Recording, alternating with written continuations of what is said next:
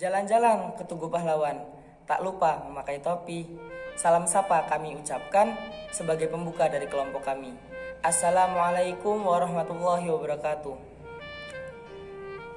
Jadi pada kesempatan kali ini teman-teman, saya dari kelompok 9 beserta rekan-rekan saya, yaitu Nur Hayatun Hasanah dengan NPM 20220008. Kemudian ada Lova Julia Putri dengan NPM 20220009 dan Putri Ayunandawati dengan NPM 20220011, dan yang terakhir ada saya sendiri yaitu Sofia Rahman dengan NPM 20220019. Jadi tujuan kami membuat video ini adalah untuk menyelesaikan tugas dari mata kuliah historiografi. Pada kesempatan kali ini kami akan membahas tentang historiografi pada masa revolusi. Pada poin pertama yaitu historiografi pada masa revolusi. Dalam historiografi dikenal apa yang disebut dengan write and rewrite atau juga revise and revise, yang artinya penulisan sejarah tidaklah final ataupun berhenti, tetapi berjalan terus guna menemukan perspektif baru atau temuan baru, yaitu new finding. Karena itu sejarah harus terus ditulis dan diperbaharui. Perspektif baru itu berkaitan dengan sudut pandang ideologi keilmuan yang sedang berkembang atau subjektivitas penelitian.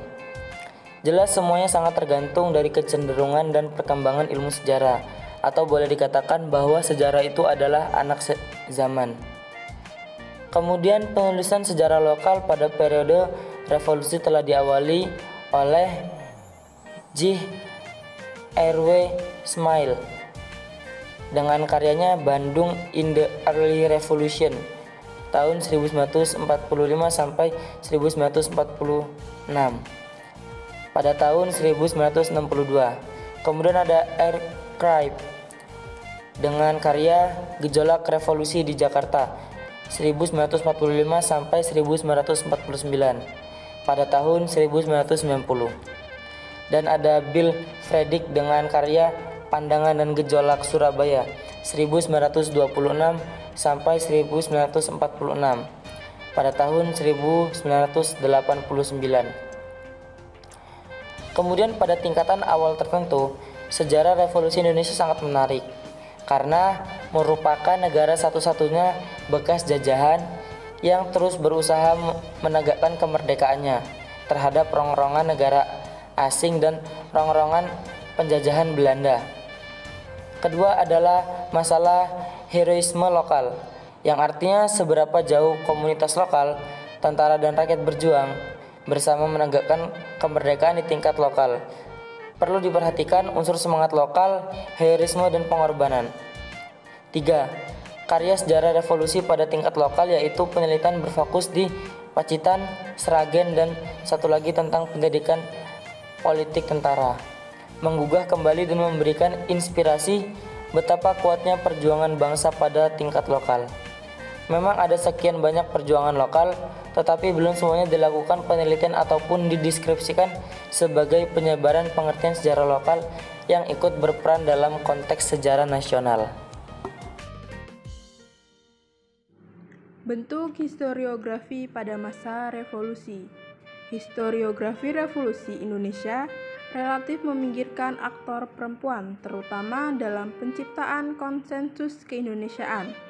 Selanjutnya, proses analisis dilakukan mendeskripsikan elemen visual dan tekstual foto-foto protes perempuan yang merentang maupun mengangkat spanduk, merekonstruksi maknanya, mengidentifikasi orientasi atau ekspresi budaya tertentu, serta mencari keterkaitannya.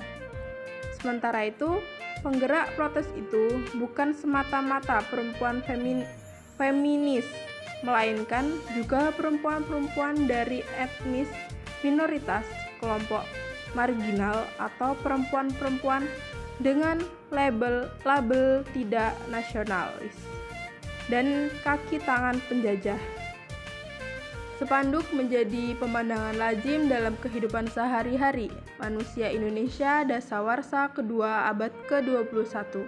Begitu lumrahnya sampai dimanapun kita menjajakan kaki, mulai dari jalan protokol, jalan kampung, toko, warung kelontong, hotel, sekolah, kantor pemerintah, tempat ibadah, tempat aman seperti perumahan, wilayah konflik atau sengketa, bahkan universitas.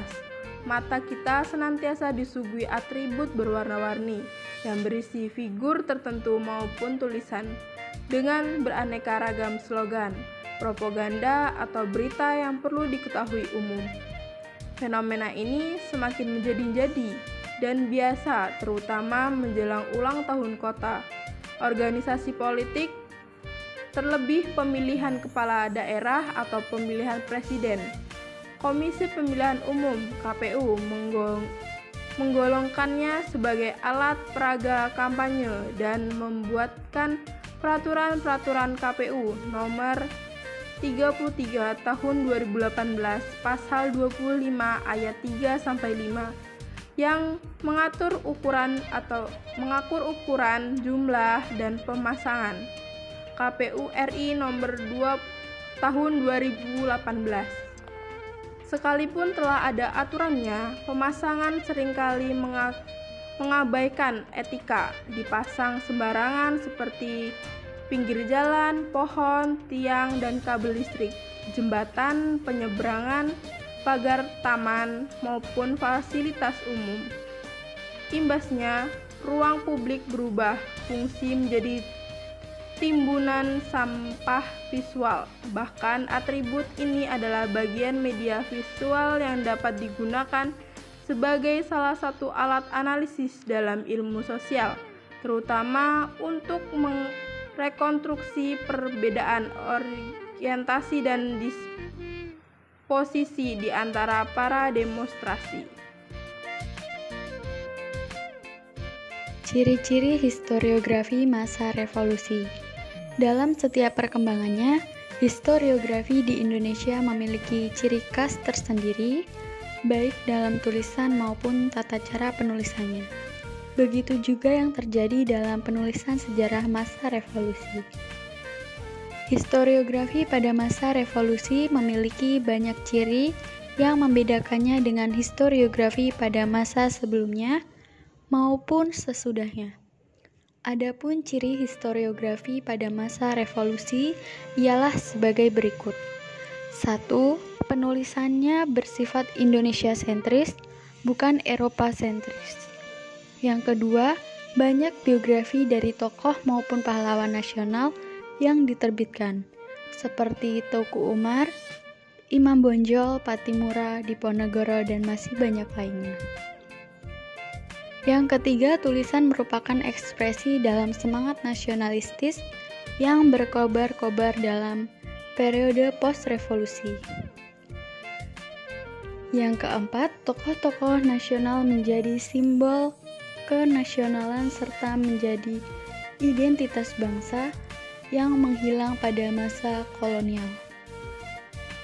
Jenis penulisan-penulisan pada masa revolusi perlu kita hargai dalam hubungannya dengan fungsi sosiopolitik, yaitu untuk membangkitkan rasa nasionalisme pada masa itu. Selanjutnya, dalam penulisannya telah menggunakan metodolog yang benar. Yang keenam, hasil tulisan sejarahnya runtut. Maksudnya, tidak hanya menceritakan alur cerita yang panjang lebar, tetapi juga menuliskan sebab akibat dari suatu peristiwa sesuai dengan fakta yang ada.